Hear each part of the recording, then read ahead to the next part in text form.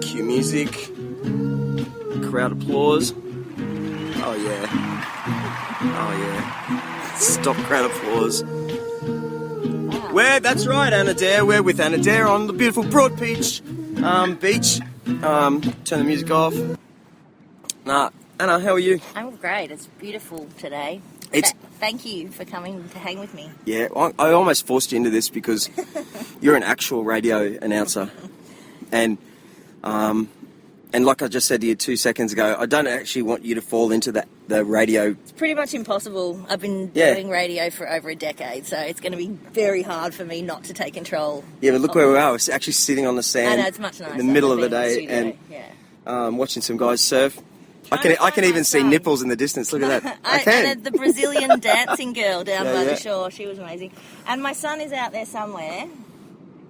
We can't find him just as yet. No, we can't. Wouldn't it be ridiculous? If he got taken by a shark. And we're doing this stupid podcast thing. Can you imagine? No, don't say shark. There's no sharks. Sorry. Taken by a Brazilian chick or something. Something fun. Not something that would turn this interview conversation / whatever into a bloodbath. That would be bad. Now, this is my first time talking to you on here. I swear that's... No, Oscar on a wave. No.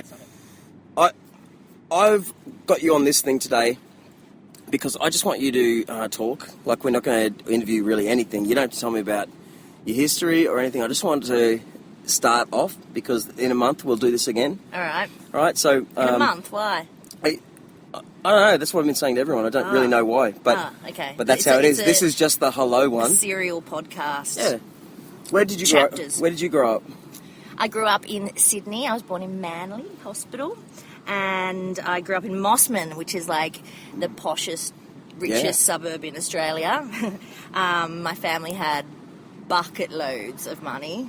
Wow. I grew up in like beautiful sandstone harbourfront mansions. My great-grandparents' house had like a dungeon and everything. It was pretty awesome when we were kids. They had a gardener and a maid that they all lived on site. And underneath this old sandstone house, it was like, you know, something from like convict times or whatever. And we used to play around there as kids. It was beautiful. And yeah. What's the story there? What? I know your family's American, right? Or... Yeah. That's not his side. That's not that side of the family. Well, it is kind of.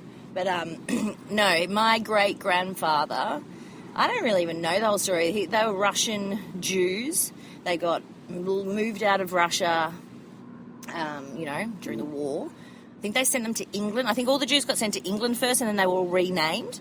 Their Baryshnikov names were taken away, and they were smooth. Yeah. Well, no, they were given the name Goldberg though, so it was still a Jewish sounding name. Yeah, but it wasn't a Russian Jewish sounding name. Yep. And I don't exactly know how they got to Australia.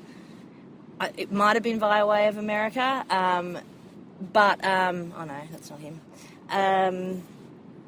He sold Kewpie dolls, apparently. Like, he was like an entrepreneur, and he sold like those little Kewpie dolls on the beach in Sydney. Cute. Eventually, though, how he made all his bucket loads of money was he started importing shoes into Australia, Italian shoes, and he was friends with the Ferragamo family in Italy, and he started importing Ferragamo shoes. And then Australia went to war, and he won the contract to make the boots for the Australian Army. Wow. Cha-ching! And then, money. And he had 5 daughters, my grandma being one of them. And, okay. Yeah. And so, what did you go to high school in Mossman? No, I moved up to Queensland then. No, we moved up to Queensland on the Gold. We moved to the Goldie. Had some time in Tweed. That was an eye-opener. South Tweed Primary. Oh my God, I was scared shitless when I went there. Coming from Mossman Primary to South Tweed. Holy shit. I was talking to a guy on this podcast the other day. He works there. It'll never change. Like tweed heads, for some reason. Yeah. It's always tweed heads. It's so beautiful. Tweed River's just so beautiful. That's I love the Tweed. I know. It's a beautiful spot. But yeah, South Tweed Primary was scary as shit for this little posh girl from Mossman. Yeah, it's so different. I lived in Cremorne in 2008. Yeah. And it had to... and our boss was in Mossman, so I was always going to the Mossman Hotel with him. Yeah. It's so different. It's changed a lot though now. From when I grew up there, Mossman is it's still very well to do, but it's changed dramatically to what it was. But then moved to good old Mudgee Bar. Yep. Went to Mudgee Primary for like the last just for year 7. Yeah. And then went to the only option for Mudgee kids back then was Nerang High School. Excellent. Yeah, Orangutan. Yeah. That was good times though. I had a bloody great time at high school. Do you know, you're actually you're the second person I know then, apart from my other mate, Mark Smith, that has grown up here and you're still here, because there are so many people from out of town. Yeah, So for you to be on local radio, I keep saying it to you, it's like you've won. You know what I mean? For anyone, you have to step out of yourself. You've won. Like, I'm sure. By the way, I used to race cars for a living. Yeah, no. That used to suck. You know what I mean? In my world, Right. I had the opinion then. It's like, no matter what, if you're a rock star, it still sucks. If you've got to get out of Yeah. you know what I mean? Yeah. So I'm sure The just grass getting is out. always greener, Oh yeah. isn't it? Oh yeah. Yeah. But you're a success You've still got a job in radio. You know what I mean? Mm. What's it like, bud? It's very different to what it was when I started in radio. Yeah, very, very different. Is it getting sort of Is it? hard? Like, Yeah, yeah, here I am. I It's love not- podcasts. You know. It's not free at all. It's not. I mean, it's always been programmed to an extent, but now, yeah, the only people that have freedom on radio these days are breakfast announcers and the odd drive announcer, depending on the station that they're on. And that's still completely programmed as well. So, What do you mean free? Like free? well, they can talk, just and they feel can have and laugh, conversation. right? Yeah, Right, and yeah. they don't have a strict, Yeah, don't- say this, do this, do this. Sure, sure. And that's all I'm doing now. I just do a weekend music shift, so that's Yeah. all it is. It's just talk about the competition at the top of the hour, Yep. forward announce the music, roll down 3 songs, introduce the new hit song, hook the competition coming up, solicit for the competition for the caller, play back the competition winner. Introduce a new hit song, and then hook the next hour. That is literally, Wow. and then next hour repeat. How long have you been doing that for? A long time. Yeah. A really long time. You give us a typical. No. This last song was this, and just once. All right. Okay. So it's midday. The top of hours just kicked off. The produced bed will have played, and I'll go, hey, GC, man, what a beautiful day. How lucky are we all to live in this place? And you're going to be lucky too if you get to join us. We are having a massive party on the rooftop next Friday night, and we're giving away tickets all weekend here. So make sure you keep listening. I'll give you details soon. Not time to call yet. I'll tell you what it is time for though. Best new music, you get it here on the Gold Coast. And this is it for you, the latest from Blah Blah. Blah Blah. Enjoy. Wow. Yeah, right. That's the top of hour. I would mess that up. I keep noticing because you're actually my 30th podcast. So, Oh, yay! but I keep listening to my own 30. voice back Oh, yeah. and realising that I say or I don't listen to people. Yeah, well, and that's- all this sort of you learn so much when you hear yourself Well, back. no, because that's called an air check in radio. That's called an air check. So you would sit after you've done a significant show. You go in, sit in with your PD, or they call them CDs now, program director. They're now called content directors. Wow, Wow. we changed that. Everything's different, guys. Change the title. Sounds like a cock dick. And they could do an air check, and they will rip apart everything you've said and go, okay, you have a tendency to say, stick around a lot.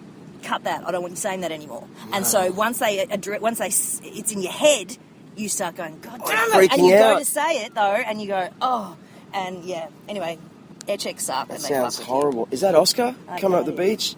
No. Is it? Yes. He's got a new surfboard. Yeah, he does. It's a big moment, man. It's pretty exciting, and because of you, man. I really, I'm so grateful to you Well- for coming over and taking him out that day. Cause Well, no one taught me to surf, and Neither when I does heard a that man you to do wanted that. someone to teach your boy to surf, yeah, it's like if you, it's my time. It's my time. yeah. You know, you And sort of he's- reach this. Some comedian said that you reach a sort of age where you feel like you can now back in trucks into shops. Right. Because you're old enough now to Yeah, go, yeah, yeah. mate, I don't know you, but back in Oh, here. right. turn this Oh, way," you know what I mean? other people. Yeah, right. So same with surfing now. I'm old enough to go, let me handle this. mate, and put on some sort of workshop on the beach with Oscar like a wanker, you know. But he's got himself a new surfboard thanks to you, and that's really cool. I know, he's pretty happy. Because it's the sort of thing you can do till you're... Forever. And it's such a sweet life for young people too. Yeah. I mean, young and old, but like, it's the Gold Coast, man. We live, what, less than 100 metres from the beach? No, it's maybe more. I don't know. Yeah. That we live there. For him to be able to get up each day and jump in the ocean and have that as his own time, it's like a meditation, isn't it? Yeah. Like, it's going to start your day right, and I want him to have that. He really needs that. Well, I find, I'll be really honest, if I moved from Sydney, I lived in Brisbane, but I lived in Sydney for years before I moved here, and I learnt that I actually don't like, if I'm on the Gold Coast every day, I'm still struggle with this place. You know what I mean? I don't actually think this place is all harmony, like you know. No, of course not. No, but you can sort of get locked up into vibes in Sydney. You can kind of be, wow, you know, wearing my hat sideways and, you know what I mean? You can wear layered clothes no one gives a shit. You're anonymous. Years. Sydney's anonymous. The Gold Coast is just full of people judging and posing. And, yeah, but you don't want to say it. But I find I need to be in that water. That's the only reason I'm in there, because I actually need to be there. There's so much, like, peace and no sound. It washes. You actually look back on the ocean. Oscar! Hey. How are you, mate? Yeah, nice board. We're recording this thing right now. Hey. How's life, mate? Yeah? Did you have braces before? Yeah. Sit down. Yes. What's it like having braces? It's alright there. Yeah? It's kind of annoying. My wife just got her braces taken off. She had them for like 2 years. And I'll be honest, right? She had 2 years, so it makes your top lip different. Stick So out. my beautiful wife, all of a sudden, you know, she was like 28 or something at the time. And I didn't want to tell her, because you never want to tell her. You kind of look a bit funny. But I got so used to it. That was my wife's face. Did she say that her teeth felt slimy when they came off? I remember when I got mine off, back when I was like 12, because I had braces at 11, because I was a freak kid who pushed all their baby teeth out really early, because I liked the taste of the blood. Wow. So I had braces in like year 6 when I was 11. Got them off in year 7, so perfect teeth for high school. But when they take the metal off, you run your tongue across your teeth and they just feel so slimy because you haven't felt, smooth teeth for so long. It was an awesome feeling. I love braces. I'm so glad I had them. Mouths are weird. I couldn't imagine being a dentist. Yeah, no thank I'd you. hate that.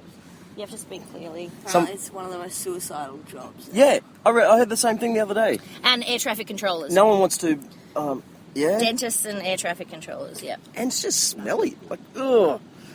You know, when have you last, remember I was at the Department of Transport, and this guy came in beside me about 3 metres away. I could smell his breath. He had some problem. And I'm like, oh, you know what, sort of citrusy, like an orange or some sort of weird... There's a lady. All I'm those not people going go to to say dentists. where she works. At the post Oscar, office. shush, don't shame She works her. at the post office. Post office. I Yes, won't say which one, Oscar. Yeah? Surf Paradise? Her breath is the worst. And every She time I works have to go and pick up a package, like if I've got to slip in the mail, no. I see her, and she's lovely, but and she's just not aware of it, and it's just right in your face. So I'll just hand her the slip like this and lean like right back and go, hey, how are you? And try not to it's often breathe in her sinus. breath. Like often Well, no, people it's- have but- this. But your my gums mate are had like it done. related to your whole body, Yeah. so it could be underlying illnesses that people don't even know that they've got. You know, it might be like a kidney infection or something like that, something to do with their stomach, and it comes out of your mouth because your gums are. That's why it's so important to floss. It's because, so awkward.